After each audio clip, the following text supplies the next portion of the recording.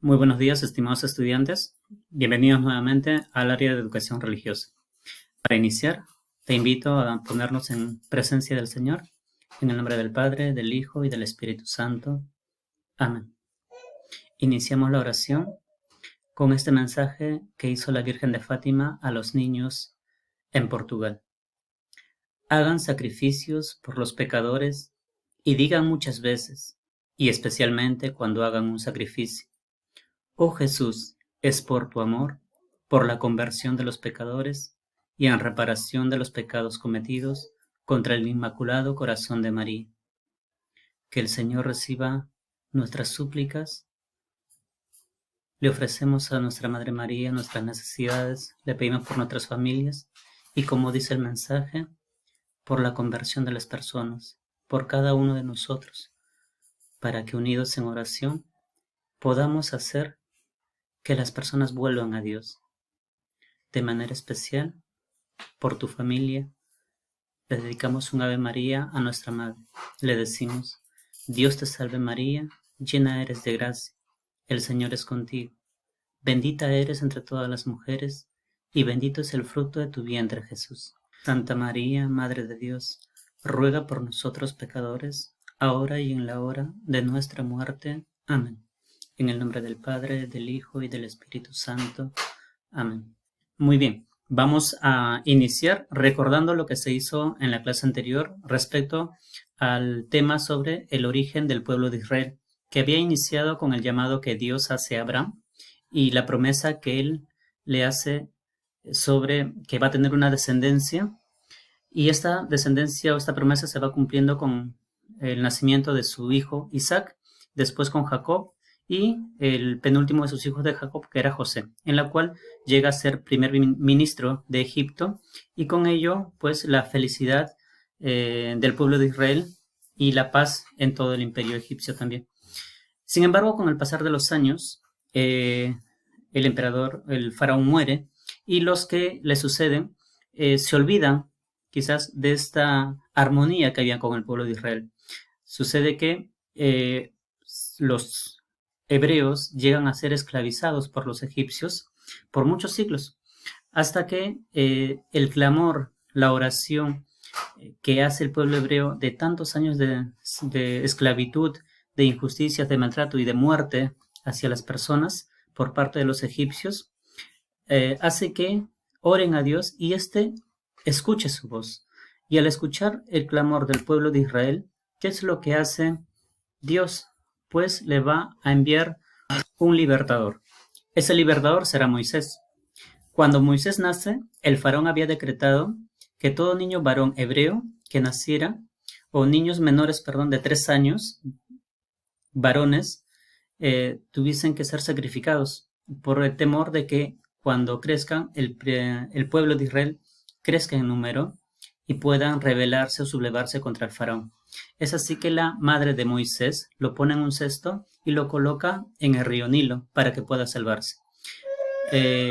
Miriam, la hermana de Moisés, se fija y se da cuenta que el cesto llega hasta la presencia de la hija del faraón, quien lo toma como hijo adoptivo, y por lo tanto Moisés va a crecer en palacio, ¿no?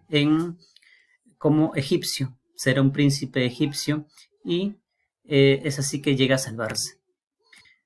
¿De qué manera entonces utiliza o llama a Dios a Moisés? Después de muchos años, Moisés, que tiene raíces hebreas, se da cuenta de esas raíces, y en una injusticia en la cual un egipcio está maltratando a un hebreo, Moisés, al presenciar eso, decide defender al hebreo y mata al egipcio.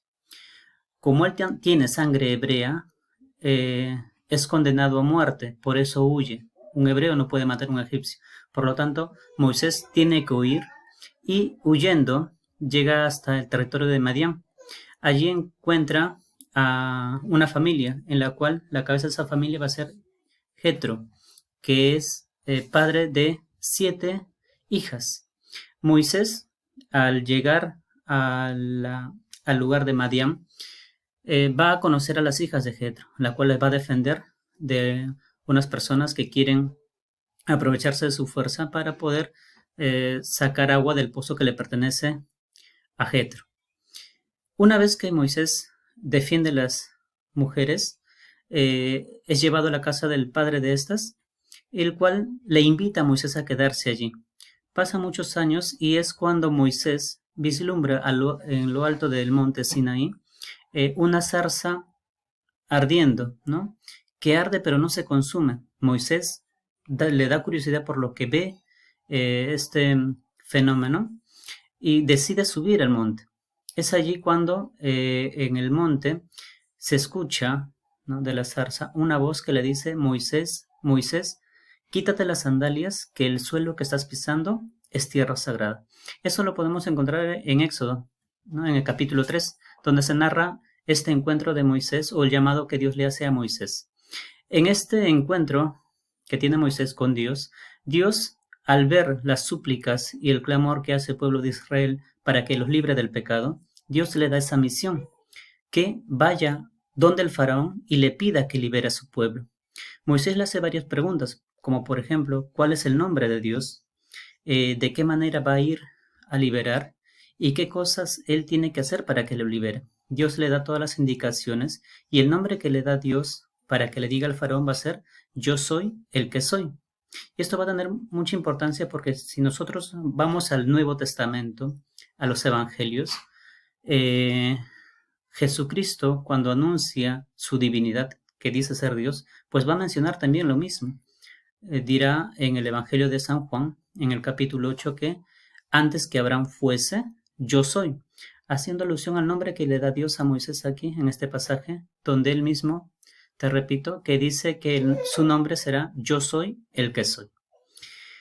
En esta misión que le da, pasan varios acontecimientos, en ellos las plagas, porque el faraón a primera instancia no quiere liberar al pueblo, resiste la liberación, por ende se va a dar las plagas, 10 plagas que cuenta la Biblia, y a pesar de esto, de estas plagas que sufre el pueblo egipcio, el faraón sigue negándose a liberarlos. Como último castigo por el faraón por no obedecer, Dios manda a que muera todo primogénito de Egipto y que pinten, ¿no?, en las casas con la sangre de un cordero las casas, para que sea la señal que esas casas son de hebreos o de personas que creen en Dios, y por lo tanto no tocará a ningún hijo de esa familia. Siendo así que el hijo del faraón llega a morir, el primogénito, por la terquedad de su padre.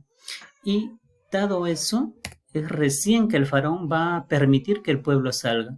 El pueblo de Israel va a camino a su liberación. A eso se llama éxodo, ¿no?, al movimiento, a la salida del pueblo de Israel de Egipto, también conocido como la Pascua judía, el paso de la esclavitud hacia la libertad, ¿no? Por eso los judíos celebran la Pascua, que es la fiesta más importante del pueblo judío, en la cual hacen justamente memoria a ese acontecimiento histórico que le sucedió como pueblo.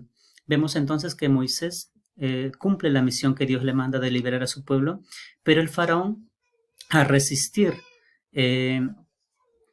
al darse cuenta que está perdiendo a sus esclavos, por lo tanto la mano de obra que hacía que puedan edificar todas las cosas que quería el faraón, se arrepiente y empieza a perseguirlos.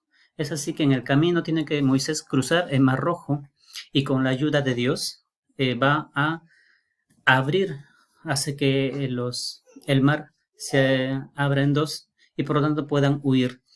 Y el faraón tiene que, al momento de perseguirlos, va a encontrarse también con que Dios va a impedir que pueda volver a capturarlos. Ya camino a la tierra prometida, Canaán, Dios va a hacer un pacto con su pueblo. Y este pacto va a consistir en ¿qué cosa? En que Dios se va a comprometer a cuidar de su pueblo, y el pueblo de Israel se comprometía a cumplir los 10 mandamientos y ser fieles a Dios. Sin embargo, con el transcurrir del tiempo, este pueblo se va olvidando de esa promesa. Por ende, cae en pecado y se va alejando cada día más de Dios. Sin embargo, Dios, en su infinito amor, a pesar de que el pueblo le vuelve la espalda, Dios siempre va a tener presente a este pueblo y les va a brindar toda la ayuda necesaria. Por eso va a enviar profetas, que más adelante los vamos a estudiar, en las cuales estos profetas le van a hacer recordar al pueblo que se ha corrompido y tiene que convertirse y volver hacia Dios. Como resumen de este tema, podemos ver entonces, en Egipto, donde se da la esclavitud de los hebreos, estos hebreos para liberarse tienen que cruzar el Mar Rojo. Pasan por todo el desierto y en el desierto los mismos hebreos van a quejarse con Moisés y le van a decir, en Egipto estábamos bien, nos has sacado de allí y a morir de hambre y de sed. Allá teníamos todo lo que podíamos tener. Éramos esclavos, pero teníamos por lo menos que comer. Moisés, sin embargo, con la ayuda de Dios, hace que Dios le dé maná, que es una especie de pan, y codornices, ¿no? Para que puedan comer y agua. A lo largo del camino, entonces, se instala en Sinaí, en el monte, la alianza que les comentaba del nuevo pacto, ¿no? Dios elige este pueblo y este pueblo le promete fidelidad. Todo ello para que puedan ellos llegar a la tierra prometida, ya siendo personas libres. Ahora, ¿de qué me sirve o cuáles son los valores que yo puedo rescatar de esta historia del pueblo de Israel? Vivimos quizás como los israelitas. Un día estoy bien con Dios, después ya no. Un día rezo, después ya no. Y fíjate, a pesar de estas cosas que el pueblo de Israel le hacía a Dios, Dios mantenía su palabra y se mostraba fiel a ellos. Lo mismo pasa con nosotros. Nosotros por el pecado nos estamos alejando de Dios. ¿Y cómo me alejo del pecado? ¿Cómo me alejo de Dios? Pues nos estamos olvidando de hacer oración. Nos estamos olvidando, ahora ya no se puede ir a misa lastimosamente por lo que estamos pasando, pero sin embargo tenemos la posibilidad de estar en la comodidad, entre comillas, de la casa para poder escuchar misa, aunque sea por televisión o por internet, y no lo hacemos. Dejamos de lado un poco a Dios y nos dedicamos más a nuestras cosas. Y es lo que pasó con el pueblo. Se olvida de Dios y empiezan a sucederle cosas malas y después se quejan de Dios. Entonces, este tema del éxodo de Moisés nos permite a nosotros darnos cuenta de la necesidad que el ser humano tiene por tener a Dios en su vida. Y por ello, la frase de esta semana: la vida es 10% lo que me sucede a mí y 90% cómo reacciono ante eso. Ya en el tema nos hablaba mucho. El pueblo de Israel se quejaba mucho de muchas cosas, pero se había olvidado lo más importante, que era Dios en su vida. Lo mismo con nosotros entonces. El 90% es cómo reacciono ante las cosas que me están pasando. Si sacamos a Dios de nuestra vida, va a ser muy difícil, ¿sí? Quizás imposible poder solucionar o darle sentido a las cosas que nos pasan. Y nos vamos a caer en desesperación y en tristeza. Por ende, yo te invito de manera especial en este mes de mayo que como actividad hagamos lo siguiente. Yo los sábados a las 9 de la noche voy a rezar el rosario con mi esposa. Por ende, como actividad yo te propongo y te invito a hacer lo siguiente. No que reces un rosario, quizás porque no tenemos el hábito, no tienes el hábito de hacerlo, pero por lo menos un denario. ¿Y un denario qué cosa es? Son ofrecerle a la Virgen María 10 Ave Marías, como vimos en la oración inicial. Hay muchas intenciones. La Virgen nos pide por la conversión de los pecadores. Quizás podemos rezar para que Dios me convierta mi manera de ser para mejor, que ayude a mi familia que más lo necesita en estos momentos quizás, o a personas que quiero y que están pasando por cosas difíciles. Pues te invito a eso.